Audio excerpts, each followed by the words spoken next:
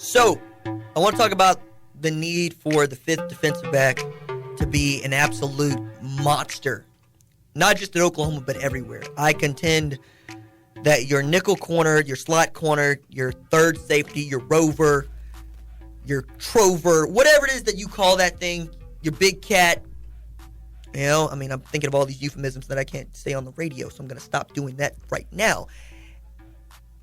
I just think it's the most important dude on the defense. And I walked this take out, right? Because I think it's important and I think it's a big deal. So, the thing about the fifth defensive back is you saw the need for him over and over again, particularly when Oklahoma played in the Orange Bowl. Yeah, I'm bringing that thing up. Look, with the opening snap last year, you could see what was about to happen to Oklahoma's defense with Tua and the Tide when they first lined up. You know, you had two backs, you had three wide. After motioning the strong side of the field, you saw Tonga Valoa see what you saw, which was one-on-one coverage on the outside with Trey Brown up against Devontae Smith.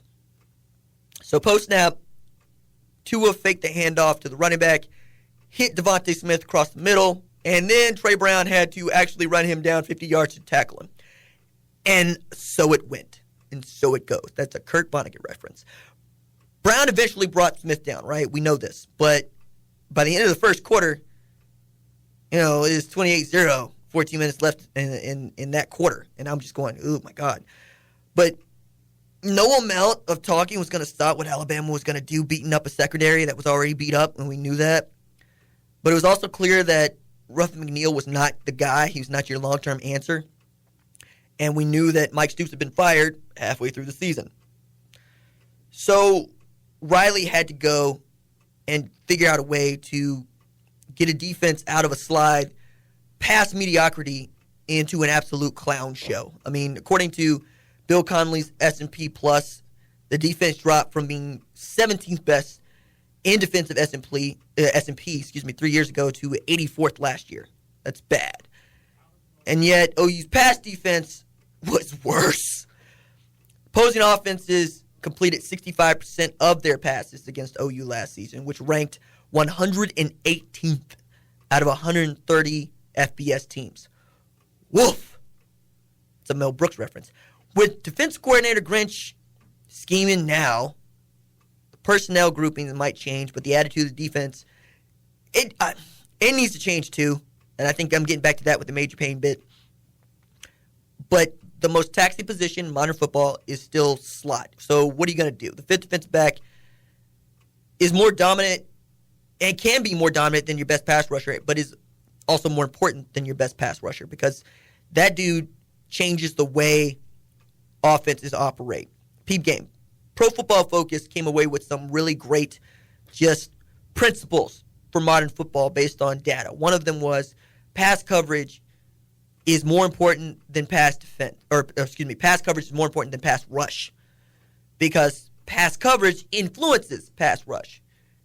If your 4 are good enough to beat their 5, it's also because your 4 or 5 on the back end are good enough to take away those routes for an inordinate amount of time, right? Just enormous.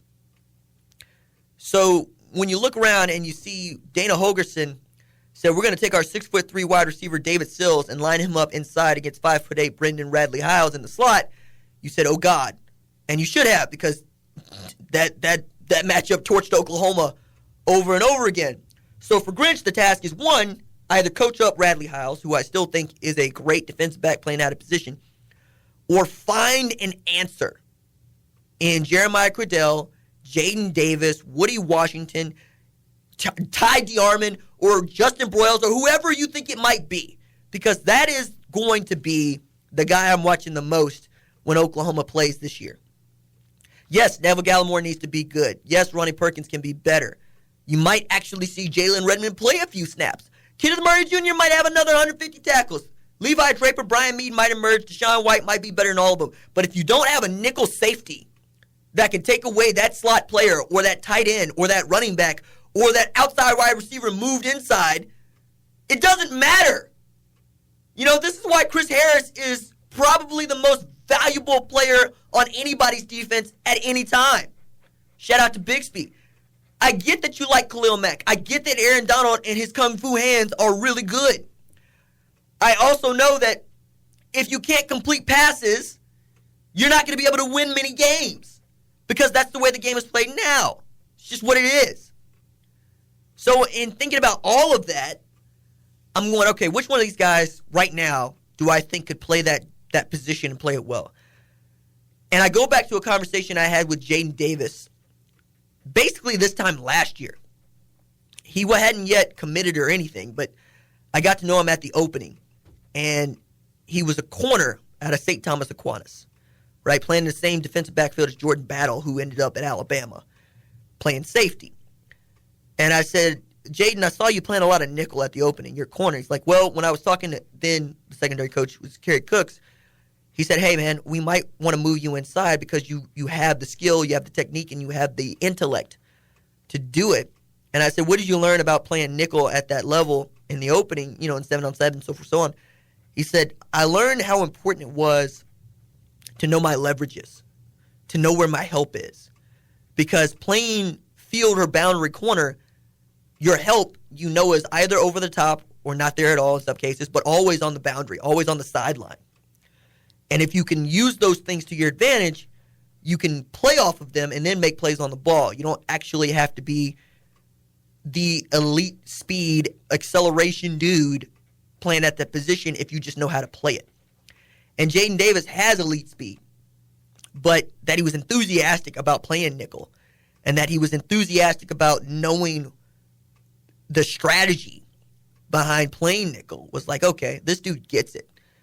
And in the way that he gets it, I was going, I hope he gets an opportunity to play that position for Grinch because it seems that is where Grinch lives and breathes, right? He is a football savant who doesn't really believe in the idea of talent, doesn't believe in the idea of solo tackles.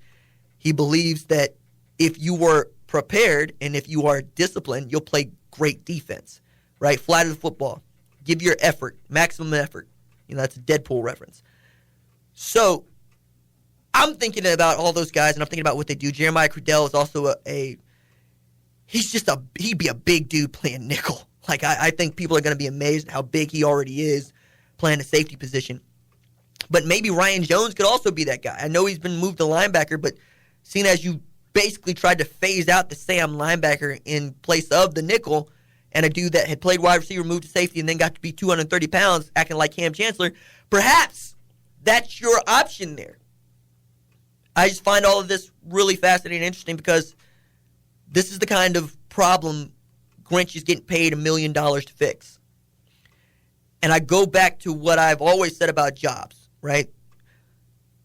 The reason somebody hired you to do a job is because you know what to do when it's hard. You know what to do when it is difficult. Because anybody can do a job when it's easy. Doing the job when it's difficult is the reason that you get paid. My dad, again, that dude does more logistically in his head than I've ever seen anybody do in my life. Like, he lives and breathes his job. And he got so good at managing people and managing spreadsheets and entities that I'm going, yo. He's like, yeah, well, my job, what I was good at was showing up to places to fix them. My dad came up as an operations manager at Federal Express when it was still Federal Express, right? And then it moved to FedEx. But he got moved around from Hattiesburg, Mississippi to Panama City, Florida to Tulsa because among the company, inside the company, my dad was the cleaner. My dad was the fixer. My dad was Michael Clayton. He showed up to your really horribly run facility and turned it into a top 5, top 10 facility. I mean, that's his calling card. That's what he does better than anybody else. And there's always going to be a market for people who can do that in their industries. If you can show up, get people to buy into what you're doing, and make something that was inefficient that much more efficient, then you're always going to have a job. Matter of fact, my buddy Robert pointed out, I told him that story, and he says, your dad is actually Winston Wolfe from Pulp Fiction. And I'm going, I get that as a compliment, but I kind of think whoever was in charge of cleaning up River Spirit would be much more Winston Wolfe, right, than my dad would be. Because my dad would show up to, let's take the casino for an example. My dad would show up to the casino, see how it was inefficiently run, and then make it run better. He wouldn't be the dude to clean up a disaster area, and that's what Winston Wolfe does. But that is Alex Grinch's job, and I find that job to be fascinating, and I want to see how he continues to attack it.